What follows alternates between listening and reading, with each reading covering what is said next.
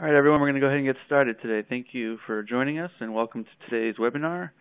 I am Jason Kushner, editor of Digital Signage Connection, and today I have Christie Rice from Intel and Mark Stross from ANC, and they're going to be presenting a webinar entitled Enhancing Customers' Experience in the Sports Arena and Stadium. So a little bit about what's going to be covered today. Let's see. Coming up, you will learn how digital technologies transform the event's attendees' experience, how to manage and deliver dynamic content, gather measurable consumer data, and so much more. To get us in the mood for this topic, quick poll. So during a recent study by Capital Networks, 3 separate locations, 1 with static ads and 2 with digital signage that promoted a free tote bag if customers went to the help desk. The location with the static signage experienced 6 people going to the help desk. On average, how many people approach the help desk at the locations with digital signage? 5, 10, 75, 150, or 300? And as a lot of you probably have guessed, it is well over 300.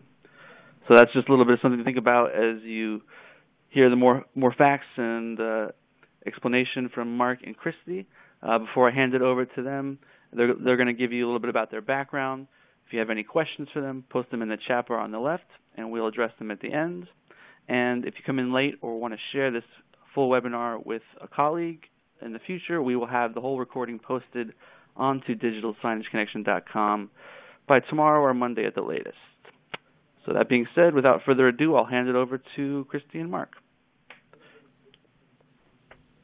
Great. Thanks a lot, Jason. I appreciate it. And so I'm really excited to help sponsor this webinar today with ANC.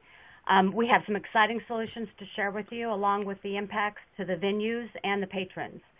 For those of you that don't know, Intel processors are in the media players that sit inside, behind, beside, and underneath the vast majority of digital signs worldwide. So my name is Christie Rice. I'm the Director of Digital Signage and Kiosk in Intel's Internet of Things group. In my role, I work with industry partners like ANC to help ensure that Intel technologies meet their needs, help them solve real-world problems, and help make sure that the solutions are optimized to work as well as possible on Intel. Mark? Well, good morning, everyone. First of all, it's a privilege to be sharing this webinar with Intel, you, Christie, and, of course, Digital Signage Connection with Jason. I have been doing digital signage now for about 20-plus years, and my job has always been to come up with technology or to envision what we're going to need many years forward. And what's been nice is being able to explore these possibilities and these potentials with my work at ANC. As Chief Technology Officer at ANC, my job is to create and to define what kind of software and what kind of industry are we going to be supporting 5, 10 years hence in the future. From our perspective, it is an absolute pleasure to be talking with Intel today in this webinar, because the truth is, without Intel, I couldn't do what I do. It is Intel chips and it's Intel power that actually drives most of our digital signage. And what's also interesting, Moore's Law and Intel processing has allowed me to keep up with the largest screens in the world. Believe it or not, without Intel, none of my world-breaking record screens would actually exist. So it's a real pleasure to be here.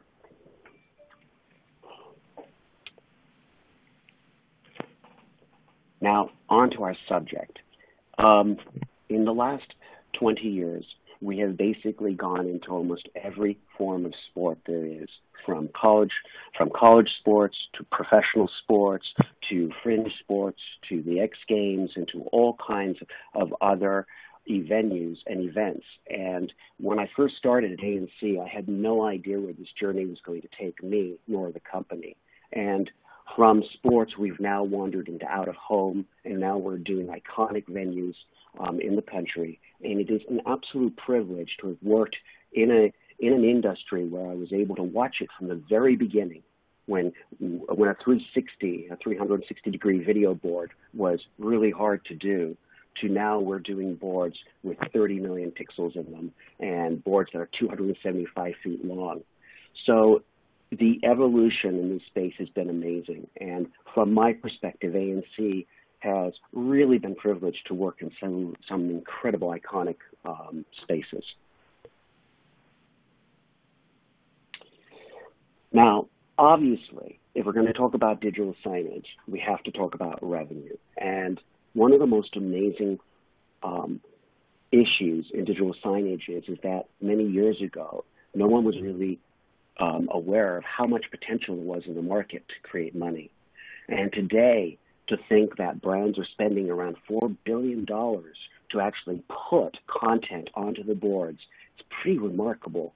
And what's even more amazing is when you really look at the stats of how this is all going down around the world, because now the digital signage market is going to be growing from about, I think it was from 15 billion this last 10 years to 32 billion by 2023. Now, with that projection of $32 billion, this is a nice market to get in if you're not in it. And if you're in it, it's a very competitive market to actually keep thinking about what can you do for those fans to make the experience even better. And remember, if you're making it better for the fans, you're going to be making money for the advertisers. And this is an incredible stat that really you get 400% more views than traditional static signs if you use anything with movement. So digital signage with movement enhances that experience tremendously. So when you're looking at an ad, and if you can recall that ad, and you now know that you've got more eyeballs watching the ad, and in fact, an amazing statistic is that 83% of people that look at a moving digital ad actually recall it. Now, that is up from about 50% on static ads. So the truth is, putting that extra effort to put a moving, beautiful digital ad into a space will really, really improve your return on investment, and ultimately, you will get more dwell time. So one of the other interesting factoids about digital signage is that it is amazing that you can create additional sales based on those signs. So when you're looking at a sign, and so like in a venue, and you're actually seeing that sign move, and then you realize that you can play around with the messages on that sign because it is all live animations, you literally can allow the brand to explore new potentials and to actually ask to increase that revenue, and you can actually ask that person to spend more on that ad. So, for example, we can do day petitions where ads can actually have multiple sponsors on one ad, or you can have one ad have multiple versions of the same ad. Either way, you keep it fresh. So what's nice is we create more revenue for our clients, and that revenue can create more dwell time. And when you have the dwell time and you've got that revenue being created, then you've got a successful deployment. Changing the event experience. This has been one of the most amazing parts of my job, is to actually be able to go to a venue that doesn't have our digital signage yet, and then to envision what that venue will be like in the future. And the team that I work at ANC has truly had to stretch and gone out of their comfort zone to create some of these iconic deployments. And one of them is Safeco Field at the Seattle Mariners, where we created the largest video board in baseball. And it was actually 2 HD boards side by side, and we can actually put up all the stats and the advertising and everything on one board. And it was one surface. And at the time we did this, this was pretty amazing. In fact, to make this run, and this is really talking about the power of Intel, I had to use the most aggressive Intel chips at that time period. In 2013, I literally was using the most high-end Intel chips to move the pixels on the Seattle Mariners board.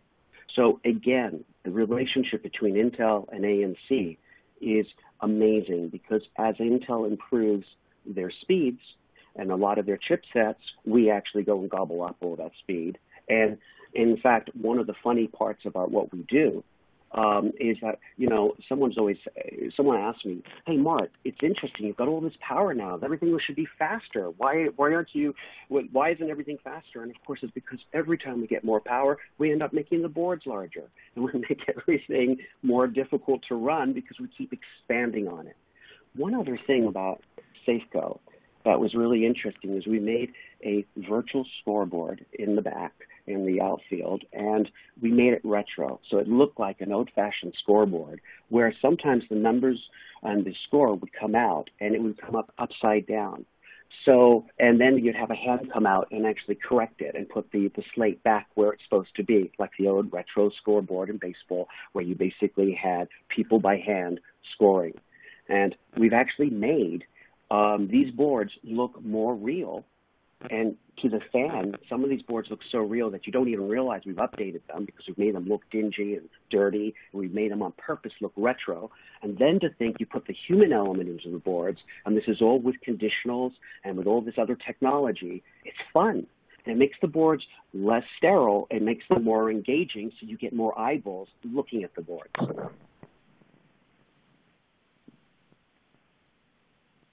Oops.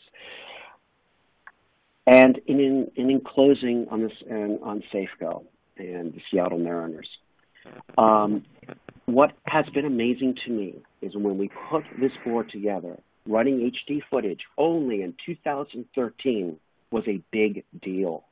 From the perspective of if you had two HD boards, what were you going to do with it if they're together, and if you're running all that content, that pushed computers to the limit. And it is amazing to think from 2013 to 2017 that we're now pushing beyond 8K. In fact, beyond 12K. We are truly pushing limits that we never expected. And what I'm more amazed by is how fast that has occurred.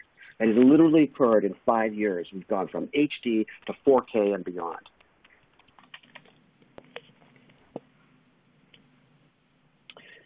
And now to continue this webinar, going into more detail, the full immersive in-bowl experience. And what does that mean? Well, this slide is going to talk about the Miami Heat. And the Miami Heat has something quite unique in their presentation, which is their opening. And their opening used strobe effects. And those strobe effects required synchronicity. And we created a system that could sync video boards to frame accuracy so that we could always hit the beat to the strobing light effects that the Miami Heat had at their opening. When you actually see the complete combined effect of pyro, that means flames being thrown out, strobing, the music to the beat, and more importantly, as the music it's got this fantastic beat that they've got at the opening, and you see the fans, and you see everyone's eyeballs glued to these signs, and then signs are creating a spectacle. You've just created an amazing opening that the Miami Heat has won, I think, over 5 times. They've won their equivalent of an Oscar for best opening. And that synchronicity, that idea of the immersive event, is what allowed them to achieve that award. Moving on, now we're going to go into another amazing area, which is the Pacers and the in-bowl and out-bowl experience. When we did the Pacers initially, we put in a Mitsubishi video board, and the board was absolutely gorgeous. And it was a curved board, which was very nice. And it created more viewing angles. And my team, again, our deployment team, came up with this incredible idea of the curved board so that your sight angles would be better, especially when you're putting in these incredibly large center hung boards in these smaller venues. And when we did this, the one thing we did not realize with synchronicity is that it also would have so many applications in out of home and in the concourse of these venues. So at the Indiana Pacers in 2012 is when we started to experiment with what we considered the all-inclusive experience, the complete experience. That means inside the bowl, outside the bowl. Even on the freeway coming into the venue, you have coordinated signage that reacts to what's happening inside the bowl. So if a goal occurs, your your point of sale signs in the concourse can change automatically. And we started to create this absolutely immersive environment that extended from the bowl to the whole arena. And that first deployment at the Pacers of this immersive environment really started us at ANC thinking about the future. And I am so grateful to have such a team at ANC and so many engineers and qualified people that actually can do and make the widgets that's possible to actually keep this all flowing. And again, Intel has been very instrumental in allowing us to have a control system that's powerful enough to actually move all of these pixels in all the areas that we do. And if you are on a PC now and you can see the next slide that I've got, we've got this slide that actually indicates all of these different deployment areas in a venue, from the bowl to the digital sign on the freeway, to the point of sale, to weird places in a venue that you could put weird angled boards that normally would be dead space, but now that you can make digital signage look and be any shape and any angle, you can now put signs everywhere. And it allows you now to take those dead spaces and bring them to life. But what is amazing is that through the help of Intel, we're able to coordinate all this with one control system, one set of training for a whole venue. And that, to me, is really what creating experience is all about. It's coordinating the experience. It's having a control point in which you can decide with a director how you want your whole venue to be. So in the past, all these signs were, you had your bowl experience, you had your out-of-bowl experience, and everything was disjointed. And now that we're starting to join everything up, the fans appreciate it. The fans don't want to miss a goal if they're going to the bathroom. So the digital signage now can show that goal as they're going to the bathroom. These are innovations that just make the price of a ticket more palatable. It makes it more fun because you know you're not going to miss the action wherever you're at in the venue. So I'm very proud of what we've been doing to enhance the overall experience, and it's also been extremely challenging. And again, that's where partners like Intel come in, because you need the vision from them and the chips to be able to do the Internet of Things. So, for example, smart shelves, where you actually allow inside the point of sale kiosk booth or little store to actually keep inventory automatically by if an item's taken off a shelf, the store already knows that item's taken off the shelf. These are the innovations with sensors and technologies that we're using inside venues now. And Intel is our partner in using a lot of these widgets. And it might not seem like a big deal, but the widgets are a super big deal. Hey, Mark. Christy, do you have anything you want to add there? Yeah, I was asking. So social media, are you guys able to integrate social media into the displays throughout the stadium? That's a very good question. Yes, we are. We're able to take web sources and social media sources, and we're able to dissolve from one web source to the other. That's a very important criteria, because we don't just bring in a web source. We treat a web source as if it's a regular piece of content. And the cool part of that is that means you can put it into your playlist and absolutely just allow the playlist to run, and the social media just blends right into the whole game and show. So one of the things that's been interesting about social media is the idea of what you can do with it. So again, at the Wells Fargo Center, you can use social media in their entertainment center, where you basically can even run quiz shows. You can have people put up selfies on the screen, and then you can extend that to the bowl, where that same social media could be used in a different context. And then you could also take the selfies and put the selfies up on the main video board. Now, that stuff you've seen, but what is more interesting is social media and geofencing, where you start to look at a geographic location around the venue, like Wells Fargo, and then you actually explore in that venue what's going on. What are people posting publicly to the different social media networks like Facebook, LinkedIn, Twitter, and other social media companies. And when these people are using their tools, and if they're not using everything in private mode, we can actually start to figure out if they're enjoying the experience, what they're thinking about, what kind of food are they going to eat. And social media from the perspective of opening up people to using their phones to interact with the signs also opens us up to actually getting information that we then can use to better serve our customer, to make our customer's experience more unique. Yeah, Mark, that's interesting. That's an interesting part of the whole analytics, is collecting the information around the social media and what's going on and using that along with all the rest of what I think you're going to talk about here pretty soon. Yeah. You're right. Christie, the analytics is really that's the key to the castle. The reason analytics is so important is not only does it prove that we've actually exposed the sign. So if a customer if a vendor or a sponsor wants to know, have you exposed my sign, we can prove that because our system obviously monitors the signs and tells us the health of the sign, tells us how many exposures we've had on the sign, when we exposed that particular sponsor on the sign. But there is a whole other layer to analytics that's far more important. With that information that I have about exposures, and when you combine that with geofencing and you combine that with other abilities of social media, you start to understand the profile of who's coming to your venue or to your public space. And that is important because a lot of times we don't know why some signs resonate and other signs don't.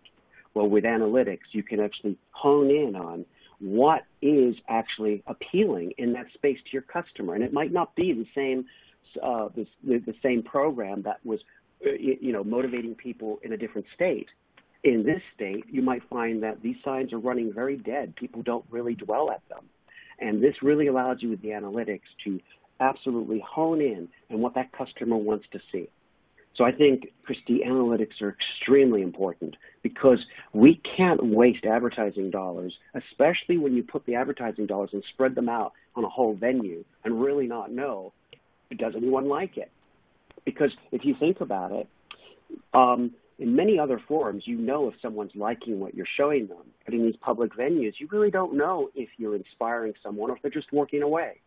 So with analytics, you actually know your customer a little bit better. So you have to mine for that. And we do things that are absolutely non-intrusive. We do things that are in the public eye. But even with all of that, even with that, you can create an amazing profile about people. And again, the fan spaces are so important around a venue.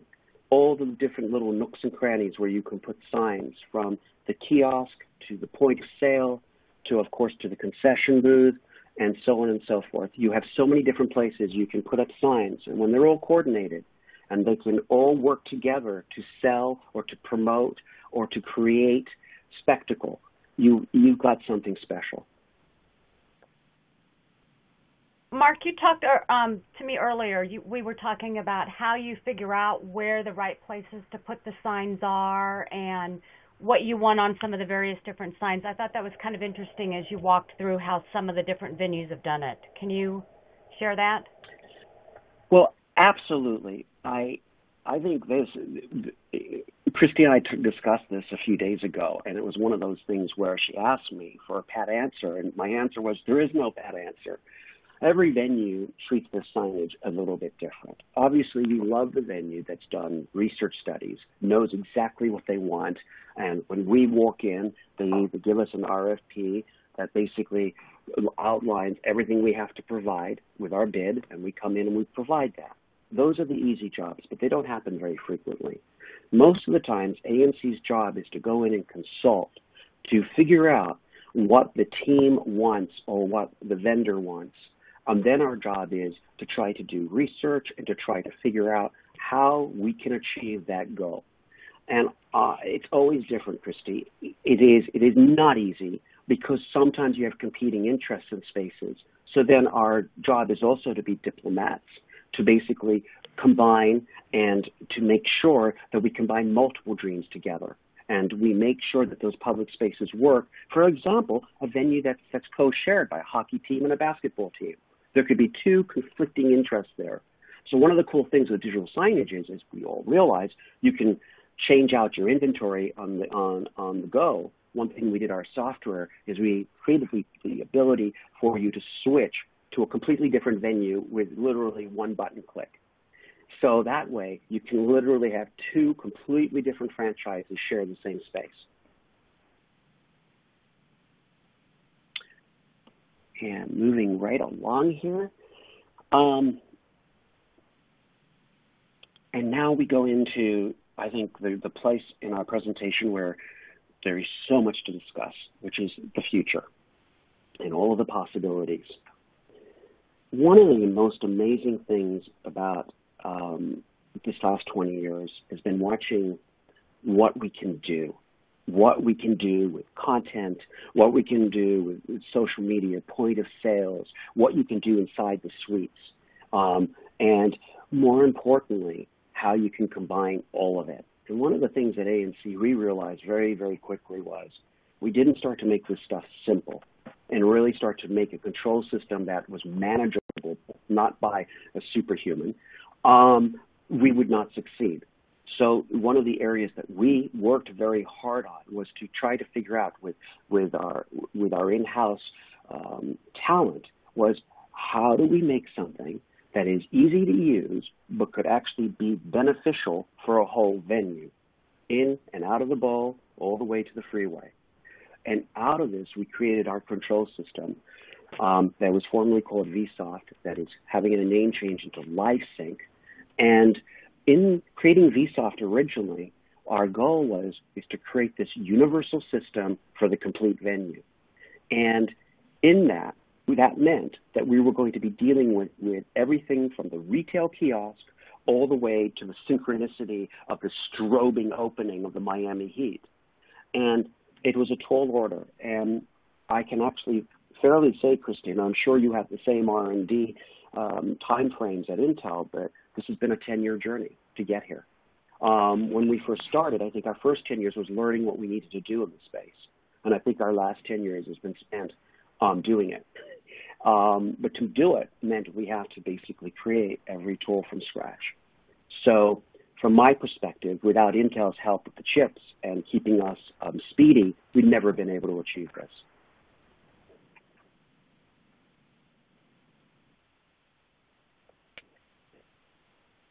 IPTV.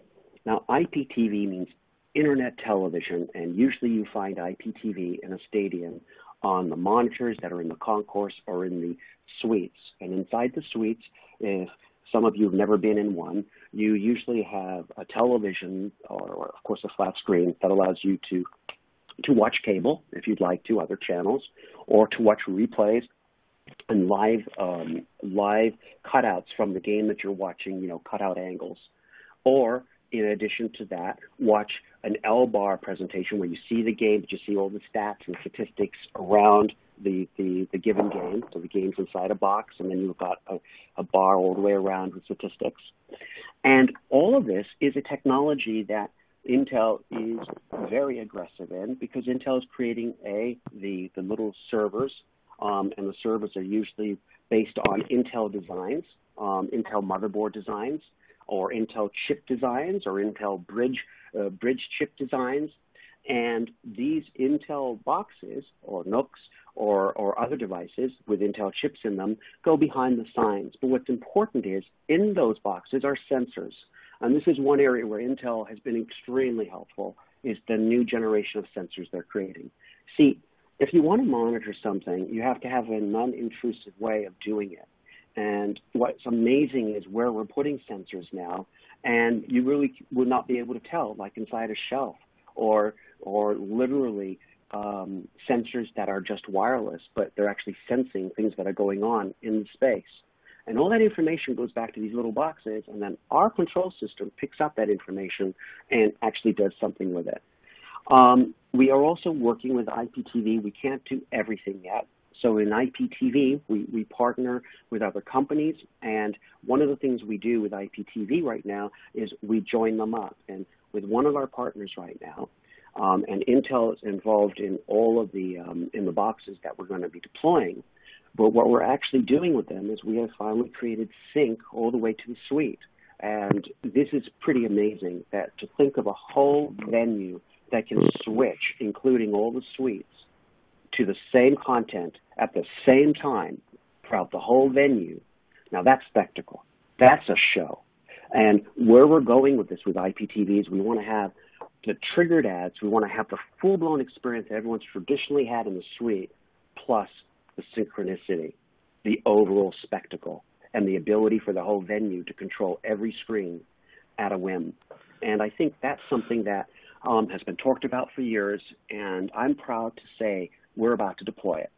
And it's pretty amazing. The completely integrated venue from A to Z can be controlled and can actually spawn interactive content live everywhere. So I think that when you look at IPTV in the future, one of the things that is quite apparent is that the real-time data that's coming in is, again, so important, because if you're doing all of this, it would be very easy to lose track of, are you actually getting your message to the fans? Are you actually doing your job? And as I said earlier, you've got to rely on having these stats and this ability to actually be able to take the stats and with analytics, analyze, am I hitting my mark and how am I doing it? So, for example, we can use directional wayfinding, which means that basically when someone comes into a venue, you can see a map and you can interactively press on the map, and we've seen that before. And then you would tell the person where the product is located, and they will go and see that product.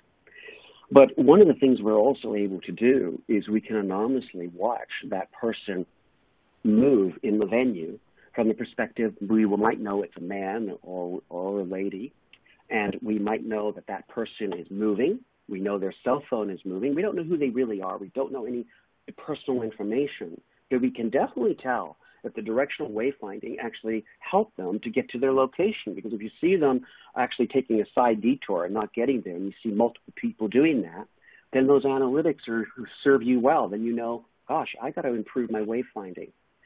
So one of the things that's important is that everything we're doing, from wayfinding to mobile, all has to do with how we combine the statistics and manipulate the statistics to better serve the customer. So, for example, we, for example, have mobile applications. We can mobilely control our system. That means someone can put our system on their mobile phone and literally control it anywhere in the venue, even from the outside world. You could be in bed and control the digital signage in our venues. But what's important is we also are sending now clients very specific advertising, or through apps, very specific content to their mobile platform. So not only do we use mobile to control the signs, but we use mobile to communicate to our clients. And the personal device recognition is so important, because it is in that transaction that you want to anonymously at least keep tabs on this person when they're in your venue, but you don't really want to do anything that would compromise privacy. But at the same time, you want to be helpful. So we always are aware of privacy versus helpfulness. And Christie, we discussed that too before. That's a tricky subject, but we try to be extremely anonymous, but we do try to help people get from point A to point B. And we do that with all the technologies and devices I've described so far. Yeah, that's super important. We definitely had that conversation before. So, some of these things I know that you all are, actively integrating and working on. Are some of these a little bit further out, or, how soon do you expect to see some of these things in real live venues?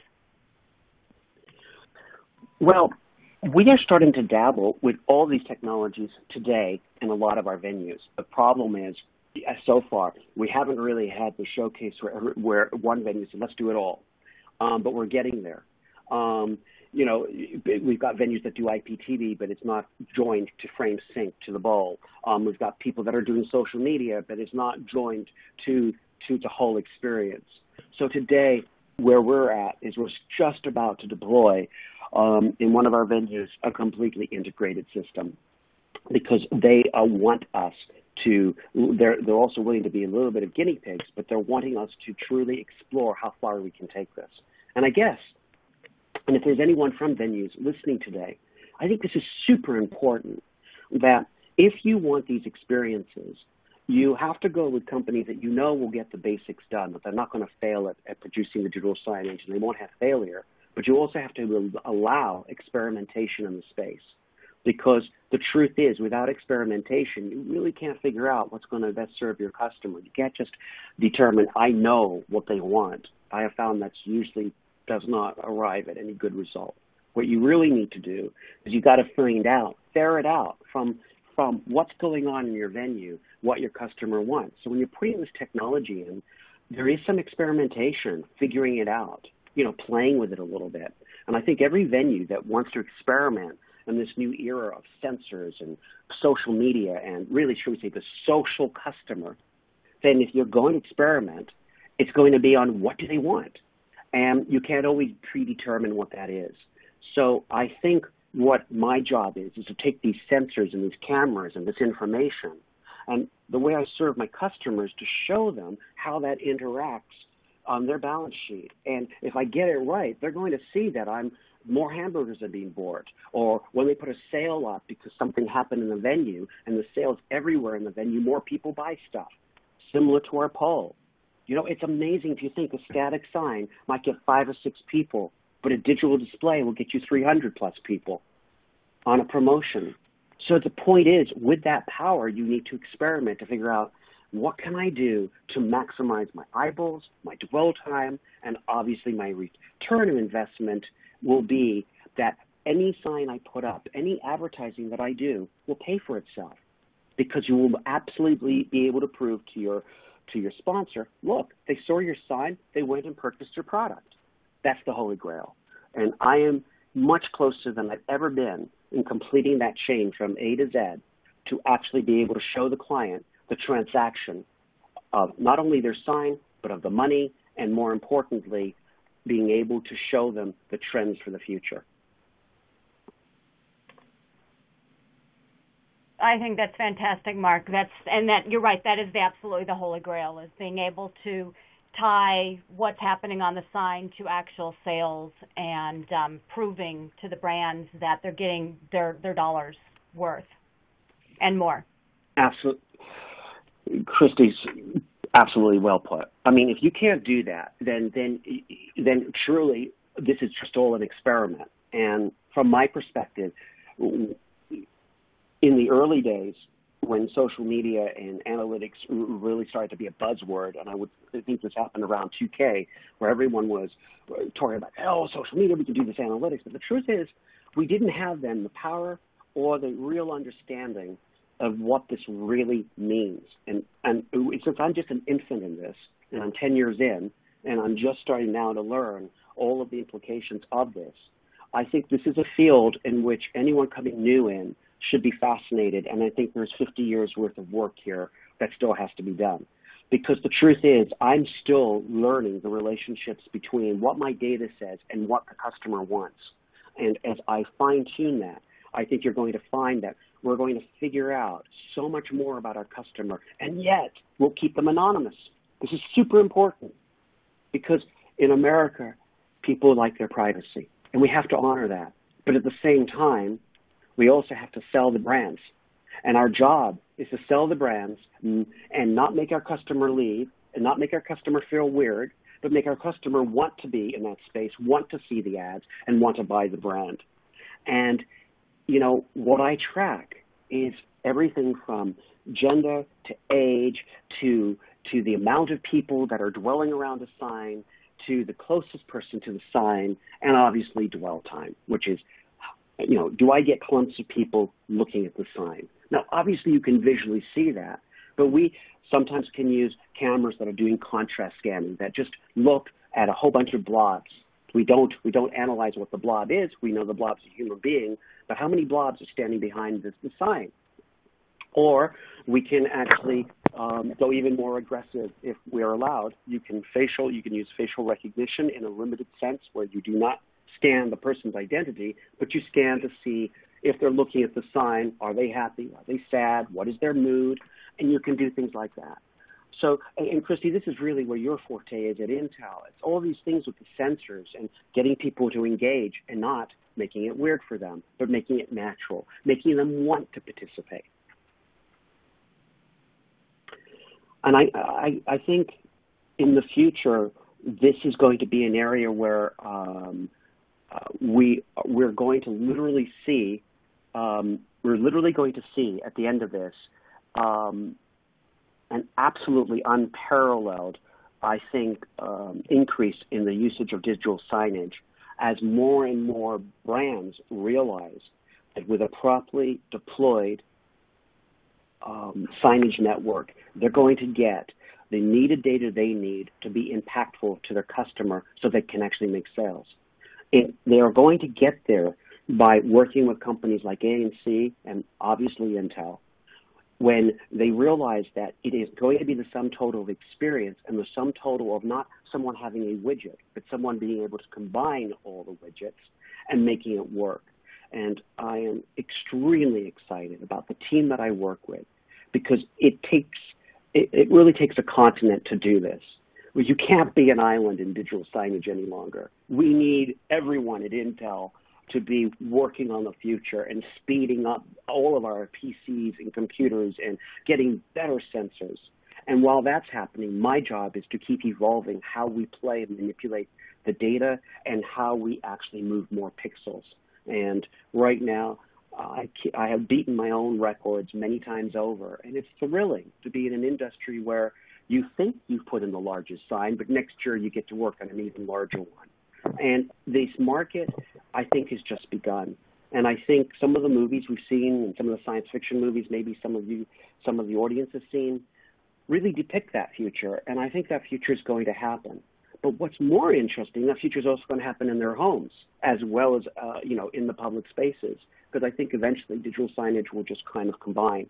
It will be everywhere. And right now, I think we're still very much in the dawn of this new age. And it's a true privilege to have been able to talk to you guys about this today.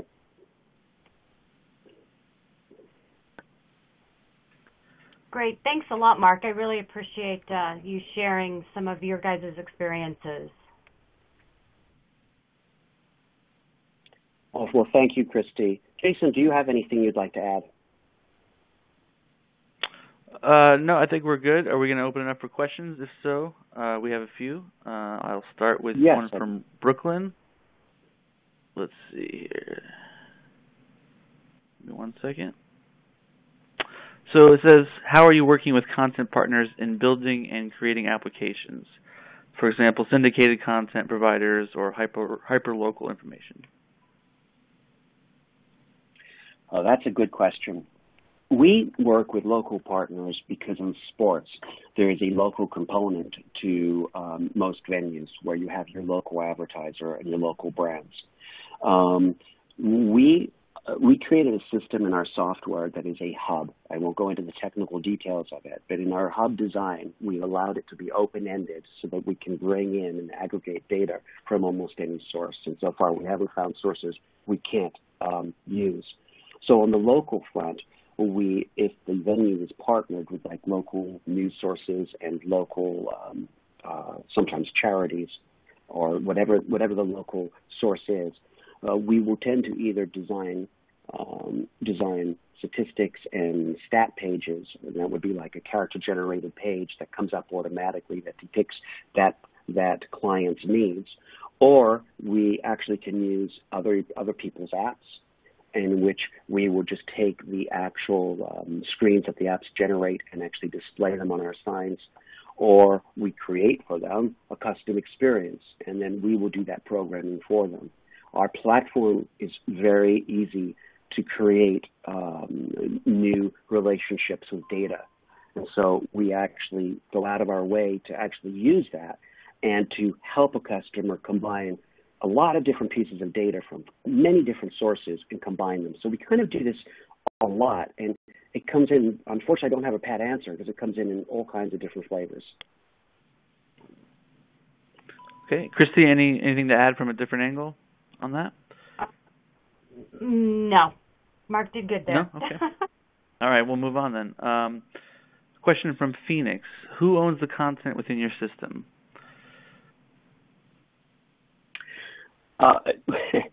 Well, again, that question is one of those questions I have to give a very broad answer. It really depends on the deployment. So, for example, teams will usually own their fan prompts and their goal animations and anything to do with their brand or the league's brand. But the advertiser, like let's say, I'm not going to mention an advertiser on this, but a national advertiser will usually own the ad that they're displaying on the screens inside that venue. So they're paying that venue to show their ad. They own that. And then the team usually owns their content. And then occasionally you might have a third party come in, but that's extremely rare that might own the content that they're both showing. I don't think I've really ever seen that except in one case that I can think of. So most of the time, the teams own it and the brand owns it. And really those are the two delineating factors.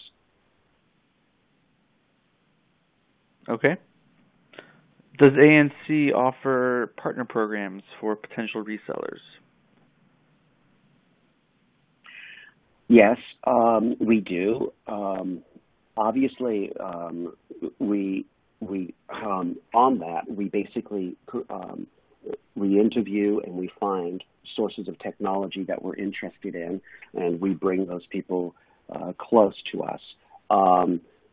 It's a very difficult problem because, like in social media, there's like 20 or 30 companies right now, and companies are springing up almost every day. So what we try to do is we try to find companies that have the most synergy to what we're doing and that understand our goal. And when you find those companies, we usually latch on. So we're not a fit for everybody. And I think that any company that would like to talk to us, just appreciate that, usually we'll come and find you when we have a project that is actually needs that technology. Not to suggest that you shouldn't tell us about what you're doing, but appreciate that it's usually, and I think Christie would agree with this, and I think also Jason would, there's not enough time in the day to go and research every company. So we usually do that research when we know what we're looking for. And then we look at who's in our stable that we've already worked with and who has innovation outside of that stable that we might be interested in, and we go and chat with those people. All right. And this looks like a question for both of you. I could be wrong about that, but I'll just open it up to both of you. It's from Bedford, Massachusetts. It says, do you see sound to accompany video content transmitted to smartphones being available in the future? Yes or no, why or why not, type of thing. Okay, so sound being transmitted to your mobile platform? I believe that is the question. To accompany video content. Okay.